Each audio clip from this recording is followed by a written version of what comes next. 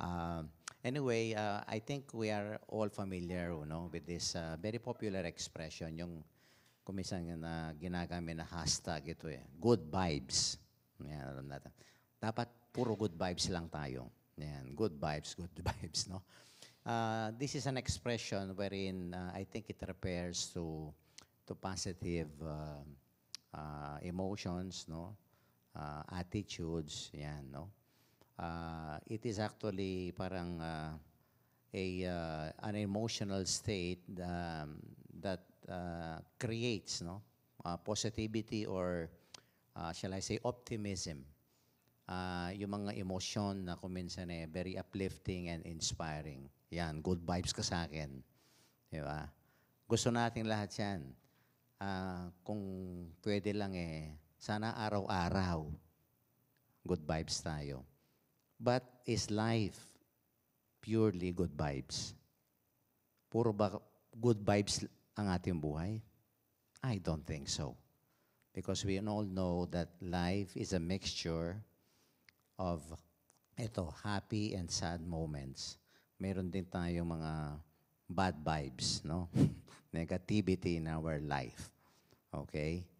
And I think this is what we have seen in our gospel reading today.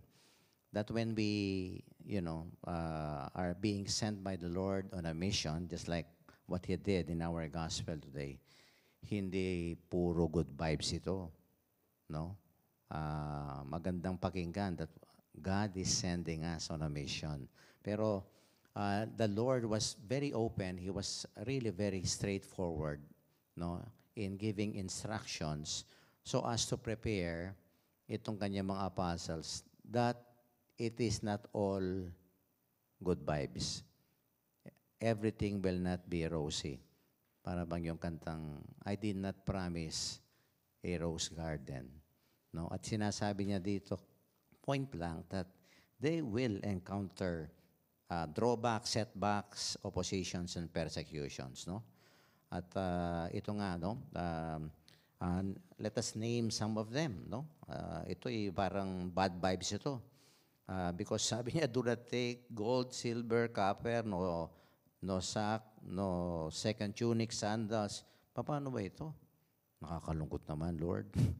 Wala akong dalang baon. Wala akong dalang mga gamit ko na kailangan, no? And at the same time, sabi niya dito, people will not be happy with the peace that you will offer. There are people who are not peacemakers. No, ito. Di bad vibes na naman yan. Okay. At ito, sabi niya, no, whoever will not receive you or listen to your words, go outside that house and shake the dust from your feet. In other words, there will be people who will not listen. There will be people who will not accept. Bad vibes yan. Pag hindi tayo tinatanggap, hindi tayo pinapakinggan ng Panginoon. I think in our work, kung minsan ganyan, di ba? May mga negativity sa mga co-workers natin. Kung minsan nagdadala siya ng bad vibes pa, no, sa atin. And I think the Lord was so frank in telling us that if we accept to follow Him, then let us be ready to experience these bad vibes sa buhay natin. No? And what to do pag we are faced with a lot of negativity, people who will not accept us, discouraging and frustrating moments. Marami yan. We cannot do away with all these situations in our life. But what to do, Father? Ano pwede natin gawin? I think the first thing that we should do is really to humbly accept, these harsh realities regarding life. Ito ang buhay. Tanggapin natin na hindi puro good vibes ang buhay natin. Tanggapin natin na hindi puro positivity, optimistic, attitude tayo. Naku, hindi yan. Kung minsan talaga dadaan tayo sa maraming mga setbacks, oppositions, or maybe discouraging or frustrating moments. We have to humbly accept it. This is life. Kasama yan, no, sa ating gagampanang misyon, lalong-lalo na sa buhay nito. And after humbly accepting, no, the realities, the harsh realities in our life as Christians, number 2, itong sinasabi ng Panginoon, ito, shake off the dust. Okay? Huwag nating hayaan, no, magiging affected tayo nitong mga bad vibes sa buhay natin. Let us shake them off. Mga alikabok yan. Pero kung minsan kasi, tinatanim natin yan sa ating isip at puso. Kung minsan nga, nagbubunga pa ng anger, ng revenge. We want to get even, no, sa mga taong kung minsan nagdadala ng bad vibes sa atin. But I think what the Lord teaches us today, no, after humbly accepting this negativity in our life, ito, let us shake that negativity. Shake off the dust. Huwag nating ipunin yan. Alisin natin sa sistema natin. Pero kung minsan, yung iba, iniipon nila. No? Yapin kayong Kapampangan na itang sukal alob. Sukal yan. No? What do we do with sukal? Diba? Ito ba'y tinatago natin? Memorabilia? Hindi. Tinatapon ng basura. Shake off the dust. Ito po, we have to learn to let go of all these negative experiences because they will not do us some good in our life. Kaya nga, ang ganda ng sabi ng Panginoon, just shake off the dust. Alisin nyo sa sistema ninyo. Huwag nyong ipunin. No? Ibasura nyo yan. Okay? And then third, ito importante. You have to trust, no, in God's providence. God will provide you, no, especially the strength to overcome all these negativities in life. Okay? Ang pagtitiwala natin sa providensya at lalong-lalo na sa lakas na ibibigay sa atin ng Panginoon. Because alone, we cannot shake off that dust. We are but humans, we are weak, and we really need the grace of the Lord. Lalong-lalo na yung lakas at yung kanyang pangako na hindi tayo iiwan. Kaya nga, walang silver, copper, because God will provide. He will supply what is lacking. And at the same time, to trust that the Lord has the power, ito ang importante, to transform itong mga bad vibes into good vibes. I don't know if you believe in that.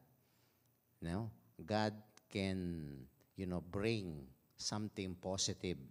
Kaya nga kung minsan, He allows all these setbacks, drawbacks, these frustrating, discouraging moments in our life because He has the power to transform, no, these bad vibes, sabi nga, into good vibes.